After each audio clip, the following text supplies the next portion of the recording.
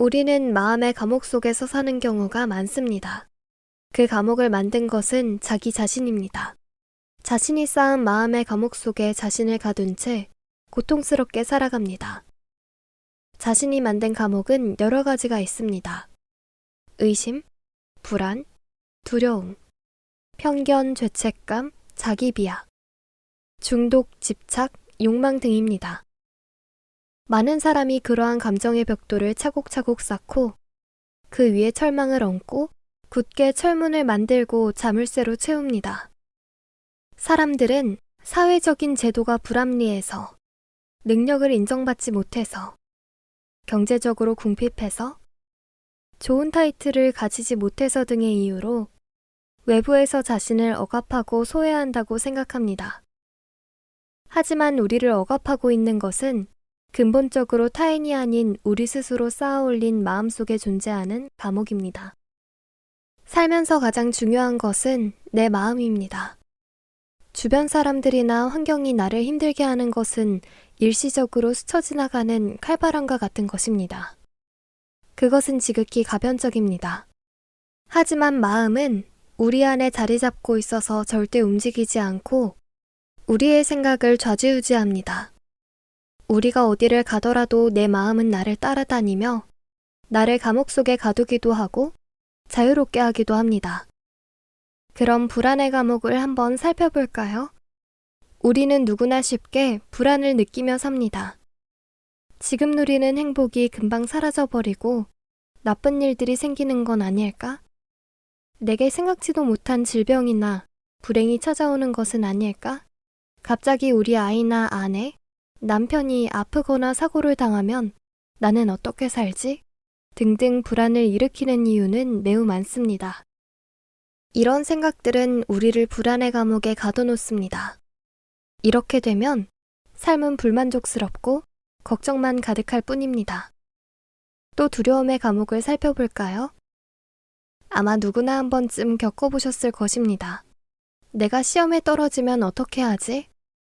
이번 진급심사에서 떨어지면 어떡하지? 이번에 받을 수술이 잘못돼서 혹시 못 깨어나는 것은 아니겠지?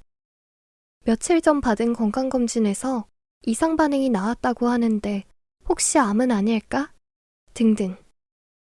두려움은 우리의 마음속에 쉽게 침범합니다. 두려움에 사로잡히면 가슴이 두근거리고 머릿속은 온통 그 생각으로 가득 찹니다. 잠도 잘 오지 않고 입맛도 사라져버립니다. 사는 게 아닙니다. 또 편견의 감옥을 살펴보죠. 나는 외향적인 성격을 가진 사람이 너무 싫어. 그 사람들은 잘난 체만 하고 일은 제대로 하지도 못하지. 그래서 나는 우리 직원 중에 그런 사람을 볼 때마다 괜히 화가 나고 마주치기도 싫어. 나는 말이 없는 사람이 너무 싫어. 뭐가 굼뜬 느낌이 들고 도대체 자기 주장이란 게 없지. 회사에서 그런 사람에게 월급을 준다는 게 너무 아깝다는 생각이 들어. 나는 땡땡 지역 사람이 참 싫더라. 좋을 때는 간이고 쓸기고 빼줄 것처럼 하다가 좀만 수가 틀리면 본색을 드러내지. 정말 예외가 없다니까. 이렇듯 편견은 불필요한 판단력을 제공해서 타인을 미워하고 배척하게 만듭니다. 또 욕망의 감옥을 살펴볼까요? 욕망은 마음의 감옥을 만드는 요소 중에서 가장 강력합니다. 물론 욕망이 다 나쁜 것은 아닙니다. 하지만 지나친 욕망은 우리를 감옥으로 빨려 들어가게 합니다. 우리의 마음에 욕망의 씨를 심어놓는 것은 주로 방송 등 미디어 매체입니다. 방송을 보면 소위 성공한 사람들이나 크게 잘 사는 사람들의 생활을 보여주며 마치 그 정도는 살아야 인간답게 사는 것 같은 인식을 심어줍니다. 또한 기업들은 제품을 팔기 위해 은연중에 우리를 유혹합니다. 이 정도 사양의 스마트폰, 이 정도의 자동차, 이 정도의 취미 생활을 해야 멋진 인생이 아니겠냐고 강조합니다. 그런데 그런 광고나 매체들의 홍보는 우리 마음속에 쉽게 각인됩니다. 언젠가는 그것을 소유하고자 하는 욕망의 씨를 뿌려놓습니다. 그래서 우리는 윤택한 생활을 위해, 보이는 행복한 삶을 위해 더 좋은 타이틀을 얻고 더 많이 벌기 위해 달리고 또 달립니다. 그래서 목표를 하나씩 이루어 나갑니다. 그렇다면 간신히 바라던 모든 것을 이루면 마침내 행복할까요? 문제는 우리 마음에 허무함이 자라기 시작합니다. 간절히 바라던 물질적인 풍요나 명예가 일시적 만족감을 줄지는 몰라도 행복하게 해주지는 못한다는 것을 느끼게 됩니다. 그래서 갑자기 공허해집니다. 자신의 욕망을 채우기 위해 자신을 돌보지 않고 앞만 보고 달려왔는데 마음은 허무하고 공허할 뿐입니다. 그리고 그 과정에서 소중한 사람들과 함께하는 시간도 희생되고 맙니다. 쇼생크 탈출이라는 탈옥 영화가 있습니다. 이 영화는 많은 사람에게 마음의 치유를 선사해 주었습니다.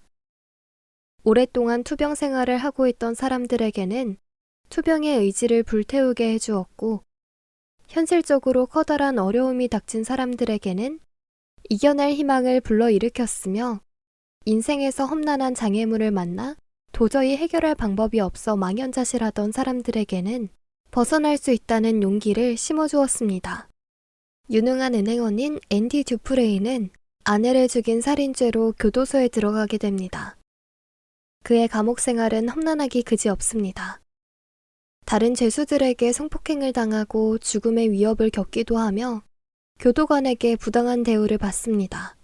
그러던 중 회계 정리를 잘한다는 이유로 교도소장과 교도관들의 신임을 얻게 됩니다.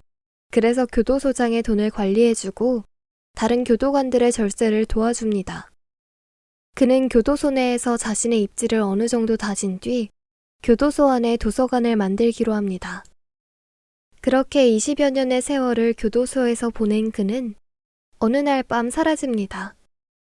탈출에 성공한 것입니다.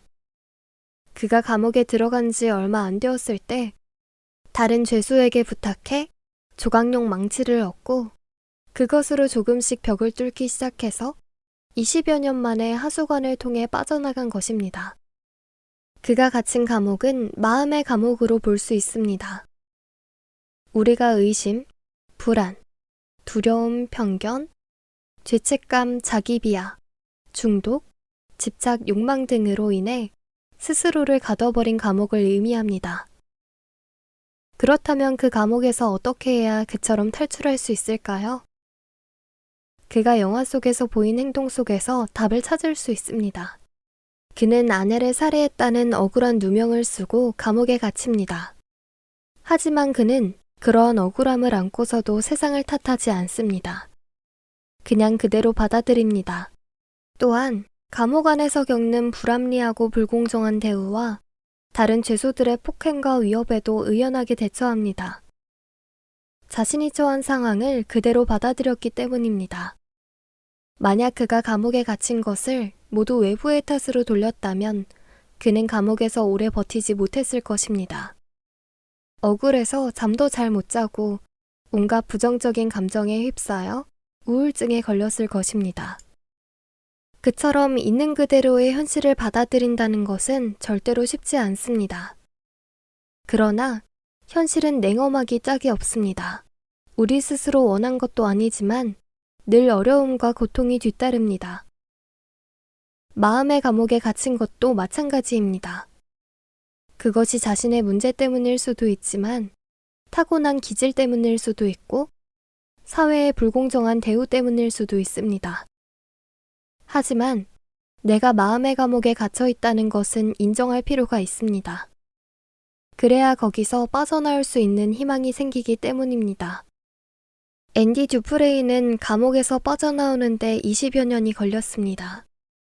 우리가 마음의 감옥을 빠져나오는데도 오랜 시간이 걸립니다. 흔히 모든 것은 마음먹기에 달려있다고 말하지만 마음의 감옥에서 빠져나오는 일은 마음을 먹는다고 쉽게 이루어지지 않습니다. 우리의 마음은 너무나 가변적이기 때문입니다. 하루에도 수십 번 이런저런 생각들로 가득 차고 이랬다 저랬다 하면서 우리를 조종하고 기분이 좋았다 나빴다를 반복합니다. 이렇게 마음은 가만히 있지 못하고 계속해서 움직이려 합니다. 그래서 마음을 먹고 난 뒤 그것을 유지하기 위해 애써야 합니다. 그 방법으로 묵상이나 명상을 하면 도움이 됩니다. 이것은 이리저리 날뛰는 마음을 쉬게 하는 방법으로 하루에도 수십 번씩 바뀌는 마음을 가만히 붙들어 놓는 것입니다. 그렇게 해야 우리 자신이 자신의 마음에 휘둘리는 것을 막을 수 있습니다. 그렇게 조금씩 마음이 흔들리는 것을 막다 보면 마음의 감옥에서 빠져나가는 길이 보이기 시작합니다. 앤디 두프레인처럼 오랜 세월 작은 조각용 망치를 이용해 벽을 뚫는 마음으로 해 나가야 합니다. 우리가 좋은 몸을 만들기 위해 수년간 노력하듯이 마음도 마찬가지입니다. 꾸준히 자신의 마음을 잡는 훈련을 해야 길이 보이기 시작합니다. 이와 병행해서 자기 자신의 마음을 들여다봐야 합니다. 매일 일상에 쫓기고 일에 치여도 자기 자신의 마음을 들여다보는 시간을 잠깐이라도 가질 필요가 있습니다. 내가 지금 제대로 인생을 살고 있는지, 지나친 욕망에 휘둘리고 있는 것은 아닌지, 중독에 빠져 인생을 허비하고 있는 것은 아닌지 등등 들여다봐야 합니다. 항상 마음을 들여다보면서 내가 어디에 있는지 살펴야 합니다. 이런 자기 성찰과 명상의 시간을 계속 갖게 되면 우리는 마음의 감옥에서 탈출하는 방법을 찾게 되고 스스로를 가둔 마음의 감옥을 조금씩 벗어날 수 있게 됩니다.